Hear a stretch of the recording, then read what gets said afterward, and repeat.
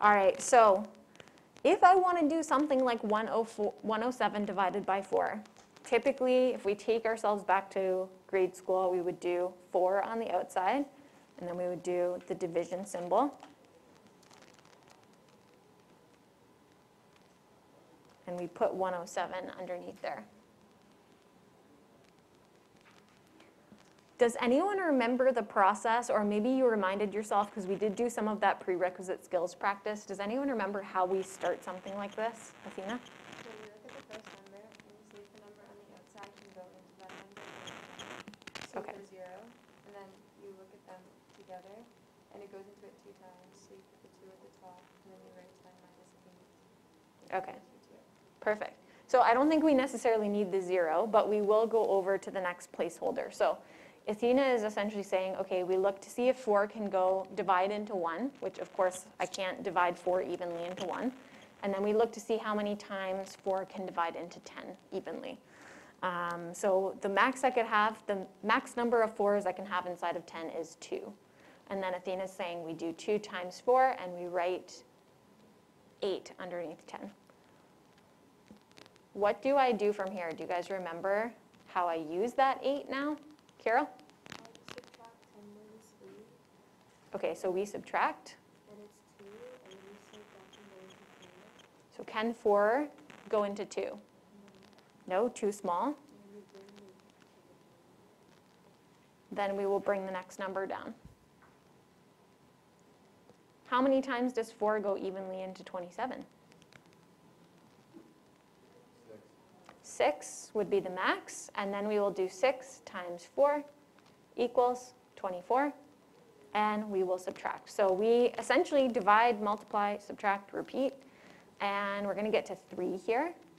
And if there's no more numbers here, I know that there's a method where you can find all the little decimals and stuff beyond that. We're not going to do that. If 4 can't go into what's left here, which is 3, then that just becomes the remainder. Okay, so what does this mean? Well, sorry, this or is supposed to be over here. Apologize, little formatting issue there. I'm just going to erase it. Okay, so what does this mean? Well, in one way, we can write this in what we call quotient form. And quotient form basically just takes the original question, 107 divided by 4, and it says it's equal to the answer, or the quotient, plus the remainder, which is 3, over the divisor.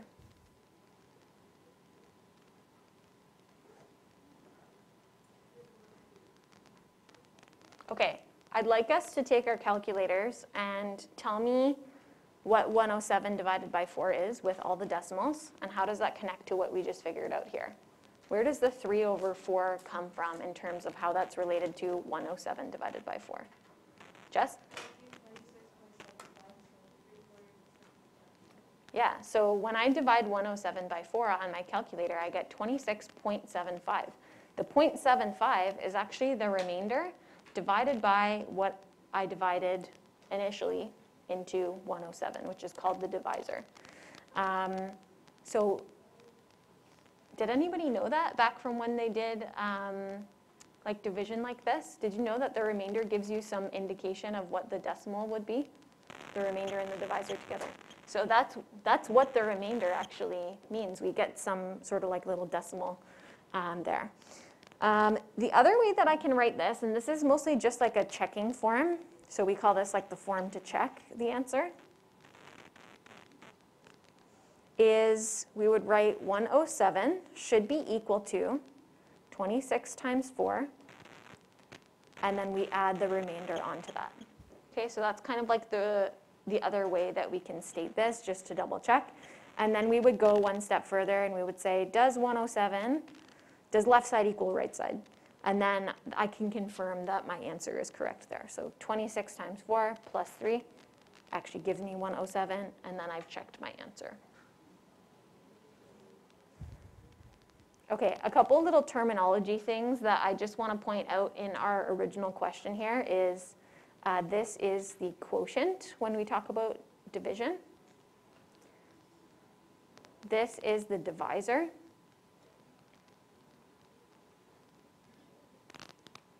The 4 is your, sorry, the underneath is the dividend, I'm sorry.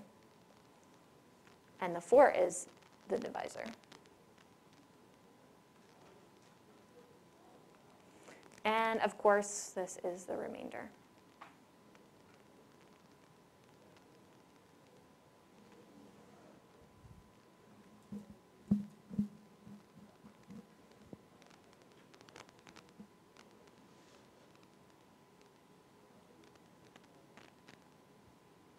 Okay, so I want you to try the next long division here, just so that you can get the process, and then we're going to apply it to a polynomial, different situation. But let's start with 22 and divide that into 685. Okay, so now that you've taken a second to try this, I want to see how many times 22 can go into 6. Well, it doesn't, so I'm going to extend that. How many times does 22 go into 68? Oscar, what'd you put? 3. Then I do 3 times 22. I will write the answer down here.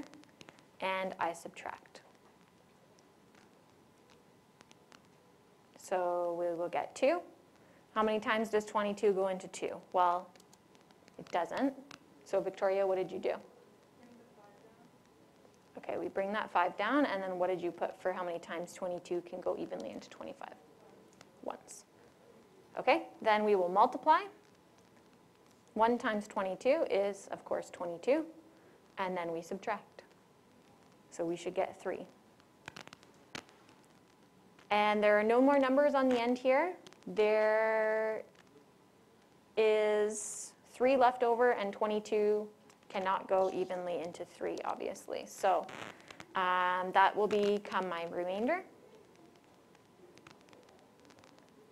And how would I write this in quotient form now that I have the division done? Billy? 685 divided by 22 equals 31 plus 3. Perfect.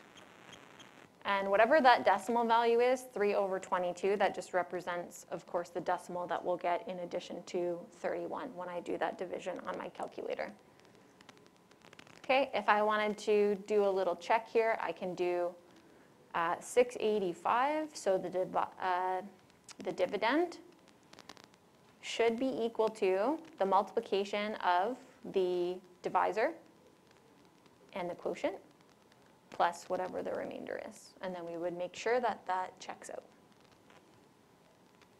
Okay, and I believe we do get 685 there, so the check is good.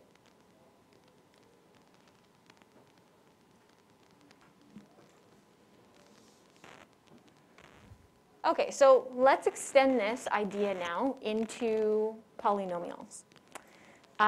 Basically, this is just kind of setting out those quotient form and the form that can be used to check the division. So just so you guys know, this is going to be the polynomial that gets divided into, or the dividend. This will be the divisor. Q at x represents the quotient. R, of course, represents the remainder. And this represents the divisor. Same as what we were setting up above, but this time it's just like in function format. And then same things here. So P at x, again, represents dividend. X minus b represents the divisor. Q at x represents the quotient. And R represents remainder.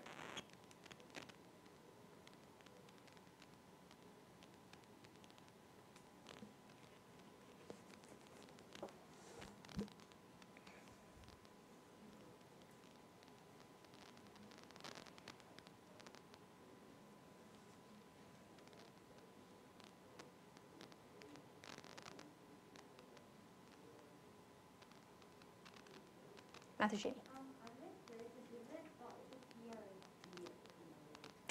It's D. Yeah. Oh, sorry. I put a T down at the bottom. Sorry. I don't know why I did that. Yeah, it should be D.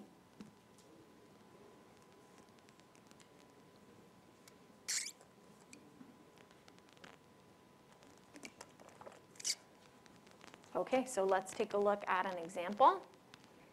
Of course, dividing with polynomials is going to be slightly different, but it's a similar kind of process as to what we practiced above. So I'm going to write the divisor out here. I will create that division sign, and I will write my dividend in here, so what's being divided into.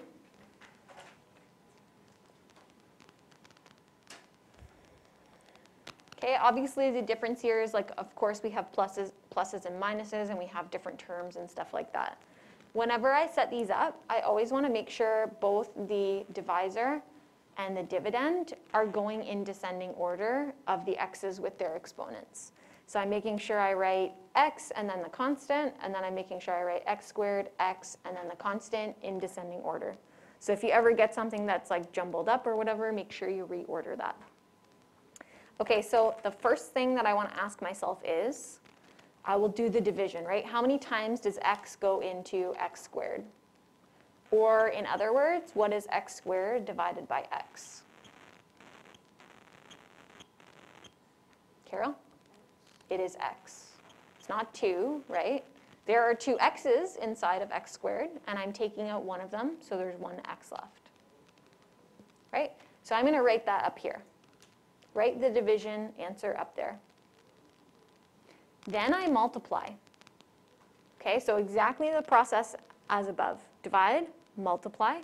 So I need to take this answer, and I'm going to multiply it into both terms here. So x times x is x squared. X times positive 2 is positive 2x. Notice as well that I'm making sure that things that have similar variables and exponent values all line up here. And then I subtract. Okay, so same process. We're going to continue the process that we were doing in our regular division, which is we subtract. So x squared minus x squared, that's just 0, right? Those are gone. I'm not going to put 0 below there. There's no need for that. But we know that those cancel. Negative 2x minus 2x. What is that? Oscar? Negative 4x. Perfect. And then typically what I will do is I will drop the next term, just like we did in our divisions above. Lucas? Can you just explain how you got negative 4x there? I thought it was 0. So negative 2x minus positive 2x. So if I minus a positive, that's like I'm saying negative 2x minus 2x, right? Okay, yeah. So I get negative 4x. Okay, so I've dropped to the next term. Now we repeat the process. So we're going to repeat the process of divide, multiply, subtract. So here's what I want to know, and I'm just going to focus in. I don't even need to look at this right now. I'm just going to focus in on this part and this part. So the next question becomes, how many times does x go into negative 4x? And I can find that really easily by literally just dividing negative 4x by x. Another way that I sometimes think about it is, what do I need to multiply x by to get negative 4x? That answer should be the same as the division, right? Athena? Should be negative 4. So that's what I'm going to put up here. And then I'm going to repeat that process again. So we're going to repeat the process. We will multiply. So negative 4 times x is negative 4x. And negative 4 times positive 2 is negative 8. Then I subtract. So negative 4x minus negative 4x. If I minus a negative, that becomes plus, right? So negative 4x plus 4x gives me 0. I'm not going to put 0 below because we know that that's 0. Now let's do the second part. Negative 1 minus negative 8. Minus a negative. So it's like negative 1 plus 8, right? 7. Okay, there's nothing more for me to drop from the original equation up in the dividend. Can x divide into 7? I don't think so. So that becomes our remainder.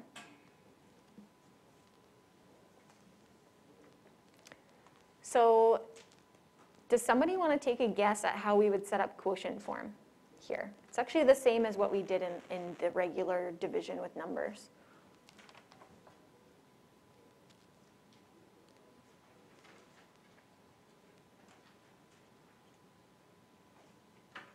Oscar? Okay, so you do, on the first bracket, it would be x squared minus 2x minus 1, and divided by x squared plus 2x. X plus 2, right? Not that, yeah, that was the bottom one. Okay, so it's just the original question, right? It's the original question, just written sort of like in fraction division form rather than with the division symbol. Okay, what is this equal to? X plus 2 in a bracket. Quotient. It's equal to the quotient. X minus 4. Okay. Is it not x minus 4 times x plus 2? That's the form to check. No, never mind. Victoria, continue. Plus 7 over x plus 2. Yes, plus the remainder over the divisor. Okay? Basically what we did here, right? I took 685 divided by 22. It was equal to the quotient, 31, plus the remainder over the divisor. I'm literally doing the exact same thing, but just with like functions. Okay, what would be the form to check then? How do I set that one up?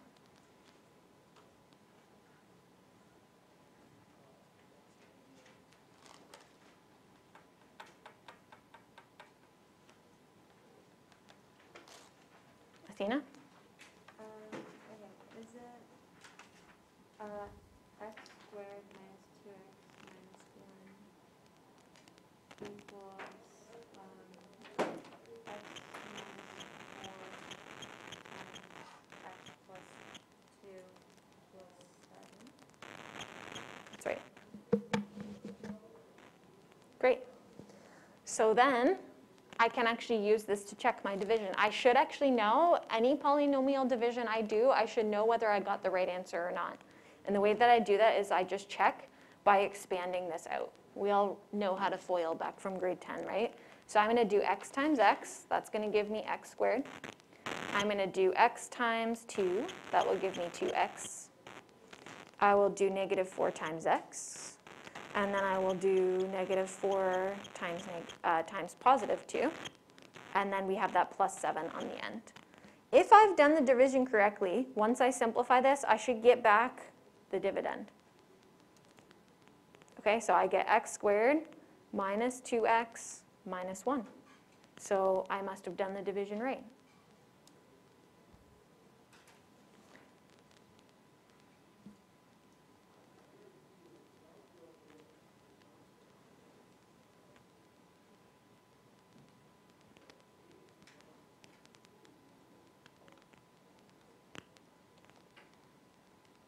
Hey, you guys don't need to write this part. I was just writing this to kind of show you the steps as we go along. Can I scroll? Okay, let's try another one. It takes a little bit of practice,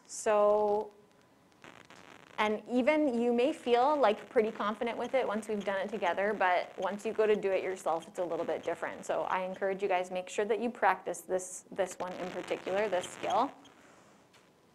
Oh, and I think my stylus is, don't know what happens with this program here. So x minus 1 is going to go on the outside here. Put everything in descending order of x and their exponents on the inside.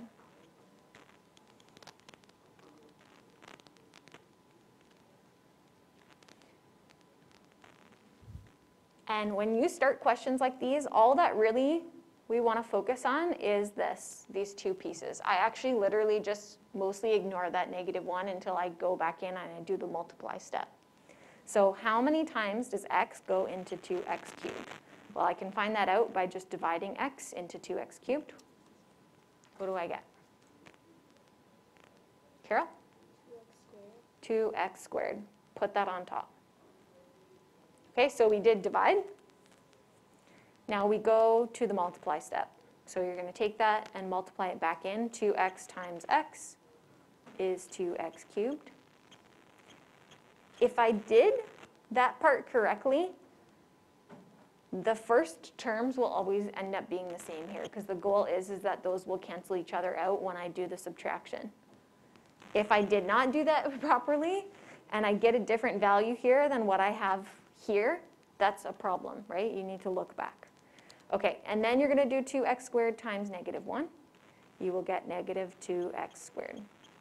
Notice again, I'm lining up the cubes. So these are the terms that I'm going to be subtracting, and these squared terms, x squared terms, will be the ones that I will subtract. So next step is we are going to subtract. So if I've done this correctly, these terms will always cancel because they're always going to be the same, and I'm subtracting them. So 2x cubed minus 2x cubed is, of course, 0. And then I'm going to do 5x squared minus negative 2x squared. What does that equal to? Victoria? 7x squared.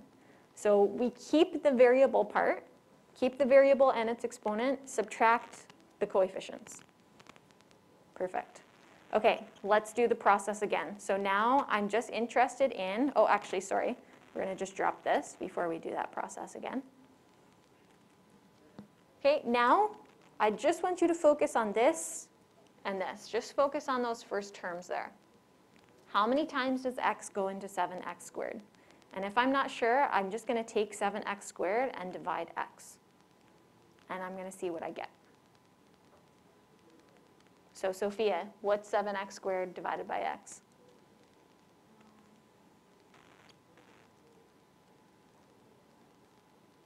(7x)? She's right. Okay, so positive 7x, I put plus 7x there. And then we multiply, right? So we're just redoing this whole process. So 7x times x gives me 7x squared. Again, the goal is that these values become the same here. If I did it right, they should be the same. And then we do 7x times negative 1. We get negative 7x. Notice again how everything's really nicely lined up here. X squareds, x's. Can I subtract something like 7x squared? Can I do 7x squared minus 2x? No. I have to keep things that have the same exponent and variable value in order to add and subtract terms like that. I can't subtract things that have the same variable but different exponents, right? Okay, so subtract. If I've done it right, this equals 0. Negative 4x minus negative 7x. Lucas? 3x? Yes. Minus a negative becomes positive, right, guys? So negative 4x plus 7x is really what we're doing. That would be the most common mistake that I see when people do long division, aside from not lining things up properly and like making sure that everything sort of runs in the same columns here, is the minus this term. Is like if there's a negative already there, people will miss that. That's probably one of the most common ones. Okay, drop the next term, plus 3, or sorry, plus 1. And then we're going to repeat this process one more time, just focusing in on x squared and 3x. So how many times does x go into 3x? Or in other words, what is 3x divided by x? Nicole? It is 3. So I'm going to put plus 3 up here. And then we will multiply. So 3 times x is 3x. Again, if I've done it correctly, these should be the same. And then 3 times negative 1 is negative 3. One more time, we're going to subtract. 3x minus 3x, that becomes 0. 1 minus negative 3. 4. And can x divide into 4? So that must be the remainder.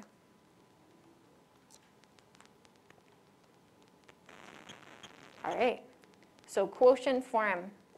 It's basically just the original question.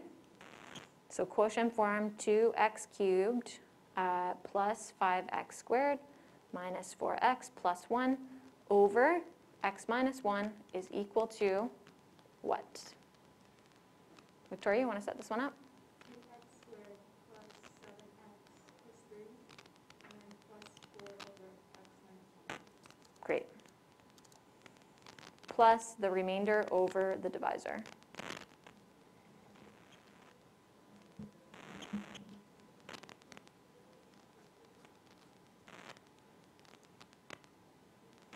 Okay, and then the form to check our division will be what we started with, 2x cubed plus 5x squared minus 4x plus 1 equals, how do we set this up? Jess? 2x squared plus 7 plus 3, then another bracket x minus 1 plus 3. Yeah, excellent. So the quotient times the divisor plus the remainder, or a minus if it's a negative. Then I can FOIL to check this, right? So I'm going to do one more foiling with you. I'm trusting that in this course you know how to FOIL, but we're going to do it once more together, and then I will expect you just to do your own checks here. So 2x squared times x, that's not 3, that's 2x cubed.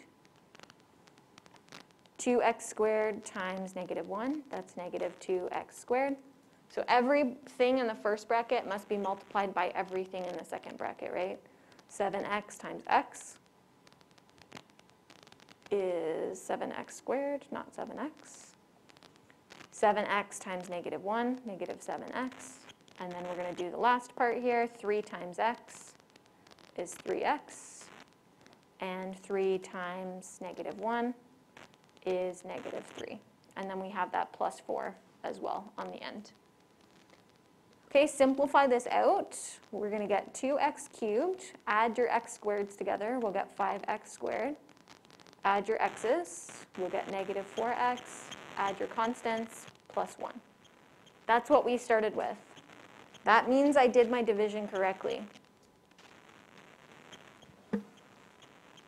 So I will always know on a test if my answer is correct, right? I should always be able to check, as long as I can set this up, right?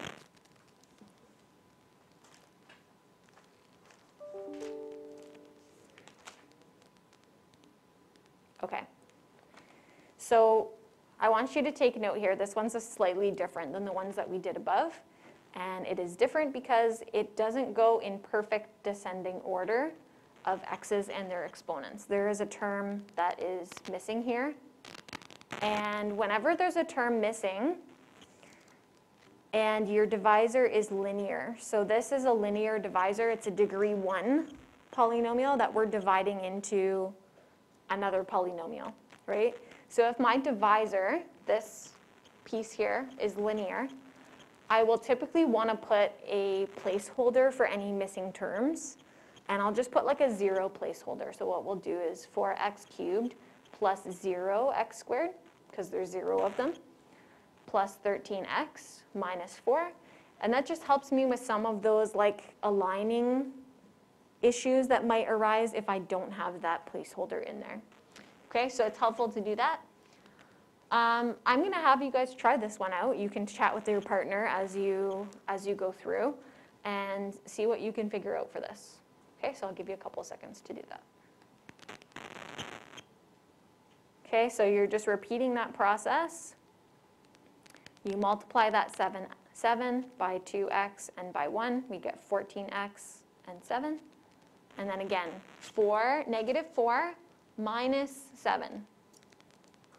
That's probably, Athena, if you got 3, did you add 7? I wrote 2x minus 1.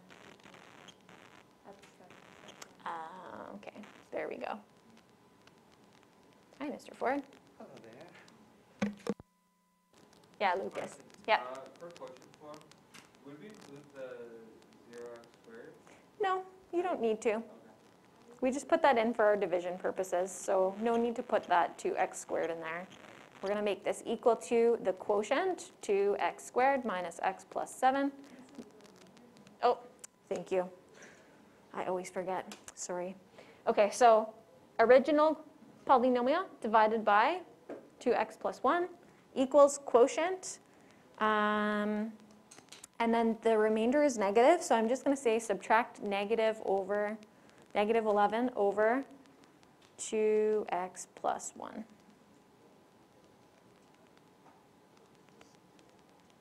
Okay, form to check. 4x cubed plus 13x minus 4 should be equal to quotient times divisor minus 11. And then I'm going to trust from here on out you guys can FOIL to check. Doesn't necessarily mean you need to do it right now, but you know that you need to distribute to check. I mean, it's technically not FOILing anymore when we have a trinomial here, but you get the idea. We FOIL and we check, make sure you get this back. Questions on this? Can I clarify this example here? We're all good? Okay. We are going to do one little part before we go on break today, which is our first theorem of this unit. This unit has a couple of different theorems. So let's talk about the first one. This is remainder theorem. And it says when I have some polynomial, p at x, and it's divided by a binomial, a linear binomial, x minus b, in the form x minus b, I can actually predict the remainder by subbing in the b value. So if this is x minus b, I switch the sign and I sub in the opposite sign of the number. And that will give me out the remainder. So it gives me out like this number. This one's negative 11, for instance. If it's in the form where I have a number in front of x, so ax minus b, what I do is I switch the sign. I plug in b over a, so whatever that is. And then again, I will get the remainder. And of course, a cannot be 0, because if a is 0, then I have 0 times x, and then I don't really have a binomial anymore. So that becomes a problem. Okay, so let's just look at an example here. If I have the polynomial p at x equals x cubed plus 2x squared minus x minus 6, and I'm dividing it by x plus 2, this theorem is telling me that this is like my x minus b. So what is b equal to in this scenario? If this is x minus b, what's b? Athena, what do you think? Negative 2. It's the opposite value. So if this is x minus b, then I must have plugged in a negative 2 there, because minus a negative becomes positive. And it's saying if we evaluate p at that b, so in this case p at negative 2, if I plug that into my function, I actually get out the remainder of that division.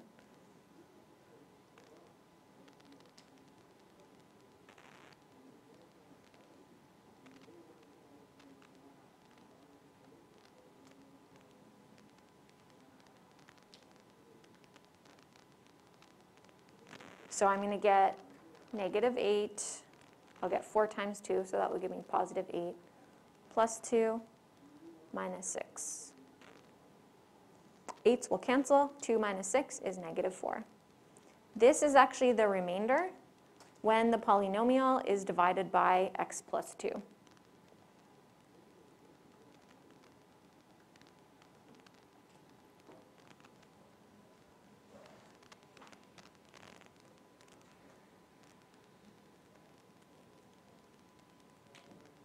So it's now asking us, okay, we're going to verify using division. So let's just test that out before we go here. We'll see if we can get through this in 2 minutes here.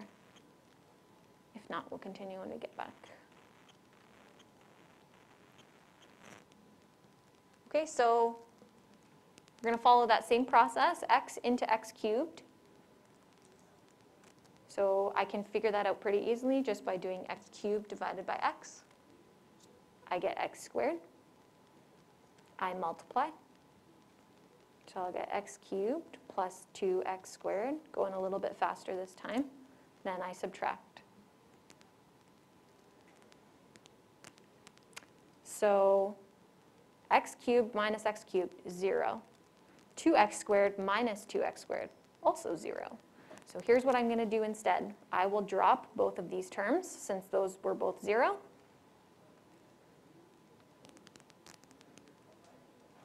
And then we will see how many times x goes into negative x. And I can find that out by doing negative x divided by x. What does that give me? Negative 1. Put that up here. And then you're going to multiply. So negative 1 times x, negative 1 times 2, negative 2. Subtract. Okay, and here's our verification. Negative x minus negative x, that's 0. Negative 6 minus negative 2. Victoria? Negative 4. And that verifies our answer from above. So when we do that p at negative 2 and we got the remainder of negative 4, our division is verifying that for us below. So we've just sort of verified our theorem in this example. Okay? We'll have one more example when we get back. I'll see you guys back at 11:15, okay? Enjoy your break. So in our first example of remainder theorem, we were dividing by a binomial in the form x minus b. This is in the form ax minus b. So notice that there is a coefficient on 4 here. Or sorry, a coefficient on x of 4. We plug into the polynomial kind of similar or pretty much exactly like how we find x-intercepts when our binomials are in factored form. So what would be the x-intercept if I had something in factored form? What would be the x-intercept of a binomial of 4x minus 3?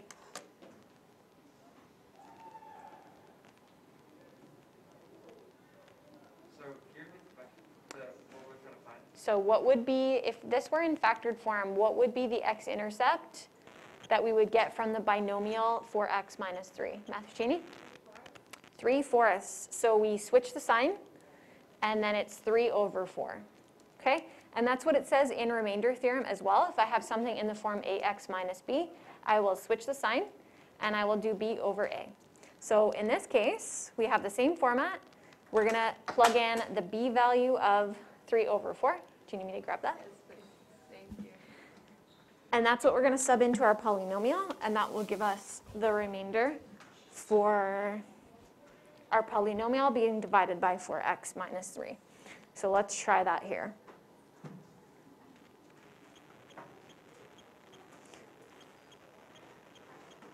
And sometimes I would say, like, when we're evaluating things like fractions, we may want to keep those in fraction form, but I think if you actually enter this all into your calculator at once, you will get a whole number from it.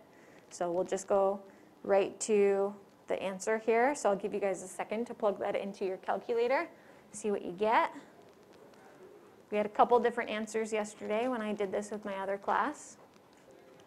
So we should get 3 then, and that means that when I do that division with polynomial division, I should get a remainder of 3. Okay, the last type of question uses remainder theorem, but it's going to give us the remainder. So determine the value of k such that when this polynomial with a k value in front of x cubed, so we don't know what that coefficient is divided by x plus 3, the remainder is negative 53. So could I try to do the polynomial division here and then try to work my way backwards? Probably. That's going to be pretty tough though. So if it gives me information about the remainder, I can probably use remainder theorem.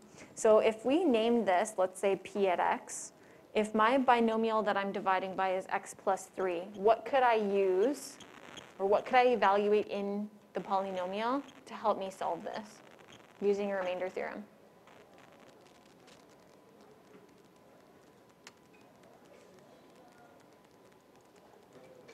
What would you do, Lucas? I don't think we want to sub in 0, but we could sub in something that's related to this. Mathuccini? I will do that after I sub something else in. Trent? Yes, so the b value of this is negative 3. So I'm going to plug in p at b, so -3. And that means that all my x's get plugged in as -3, obviously.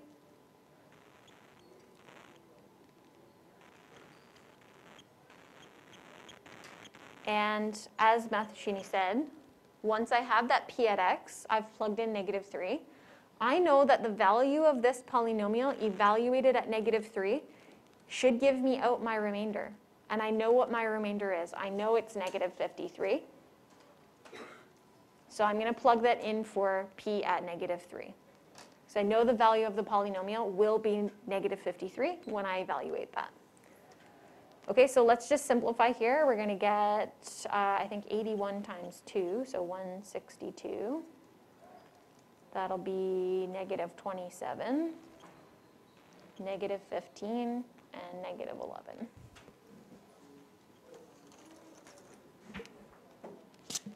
Okay, we're going to gather up all our constants on the one side.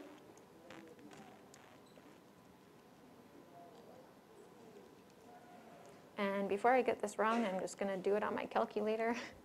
Should get 136.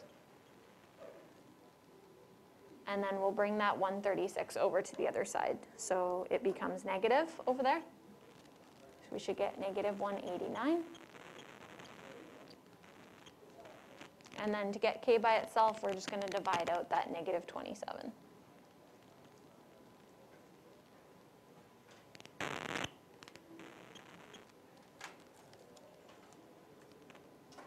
Get 7.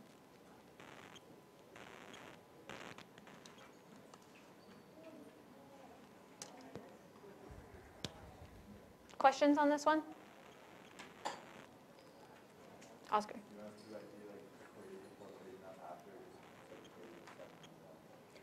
I think it just says determine the value of k, so I think we're good.